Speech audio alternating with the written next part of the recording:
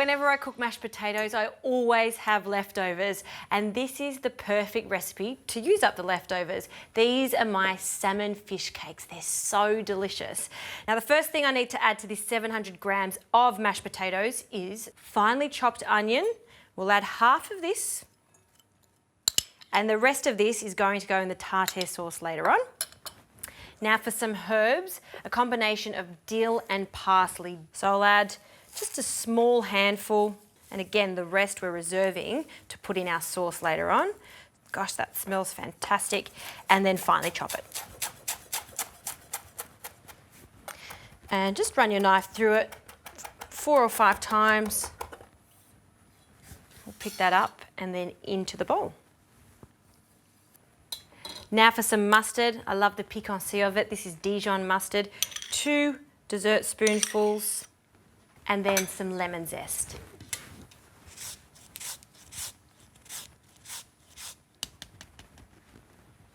Now just start to break that up and mix the mustard into the mashed potatoes.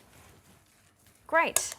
Now I'm adding some hot smoked salmon. You can actually get this from all your fishmongers. I've even seen it in the supermarket. But if you don't want to use this, you could absolutely use fresh salmon that's just been cooked in a fry pan and cooled. So just breaking up the rest of this.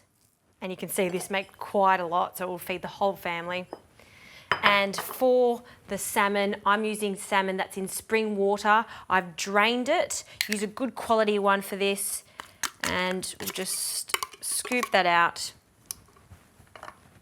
And now with a spoon, give that a really good mix. Breaking it up, but still at the same time, not being so aggressive with it because I don't mind some chunks in these fish cakes. It smells fantastic. Now some salt, a small amount of salt. The hot smoked salmon is salty enough, so just a pinch. And then some freshly cracked pepper. One last stir.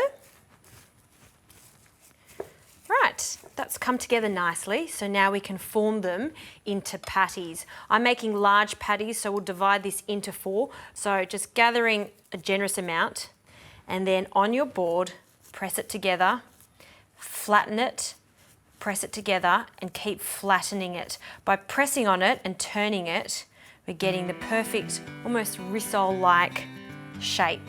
That looks pretty good. Now these are too soft to fry immediately, so I place them onto a tray and then they go into the fridge for at least 1 hour to firm up before I start to crumb them and fry them.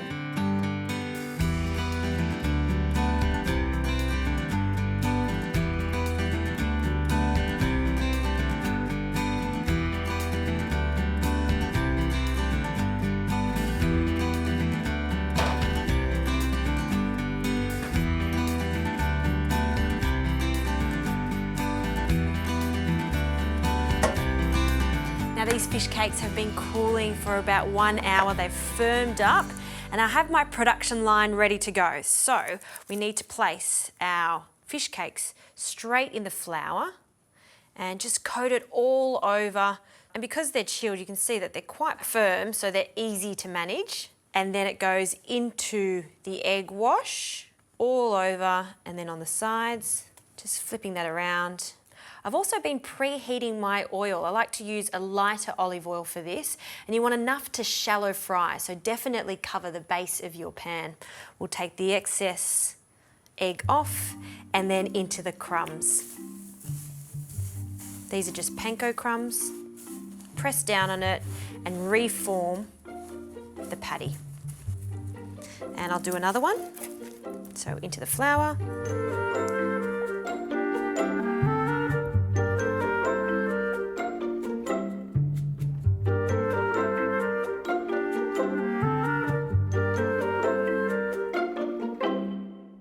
Okay, I'm going to cook 2 today, so my oil is hot and we'll just start frying. So carefully place that in the oil. A nice little sizzle there. And the second one. Now these are quite thick, so they'll take a while to cook. You just need to continually turn them in the oil so we get a nice even colour. While they're cooking, we can finish off the tartare sauce. In a bowl, I've got 1/4 cup of mayonnaise along with some yogurt. I like the addition of yogurt because it gives it a tart flavour and lightens it up. some onion, the rest of the Dijon mustard, scrape that in, some gherkins that I've chopped, and some capers. With the capers, just pop them on the board and run your knife through them 1 or 2 times to roughly chop. The rest of the herbs, a small handful again, finely chopping the dill and the parsley, synonymous with tartare sauce. Pop that in. And finally, some lemon juice, about a tablespoon also, and we'll give that a mix. Sauce is done. All right, let's do the first turn of the fish cakes. Carefully lift it and turn it over. Oh, they look fantastic. Now these are going to take a little longer on each side. Then I'll also cook them on the sides. See how thick it is? We'll just carefully turn it in the oil. So another 4 to 5 minutes at least.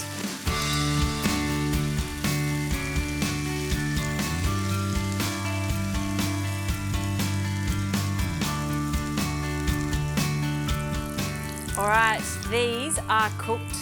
Turn the heat off. And we want to drain them on some paper toweling. So just carefully place them onto another plate. They smell so good. And like I said, they're large, so 1 per person as a main dish. We'll pop that onto a plate. I like to garnish with some extra lemon on the side. And that lovely sauce that we made, a generous dollop of that in the centre. Maybe 1 more for good luck, hey? And then a final garnish of some dill and parsley over the top. That looks pretty elegant. You know what I love about this dish? You're using leftover mashed potatoes. A majority of these ingredients you'll find in your pantry, just like salmon in a can, capers, gherkins, mayonnaise in the fridge. These are delicious, a midweek treat for sure.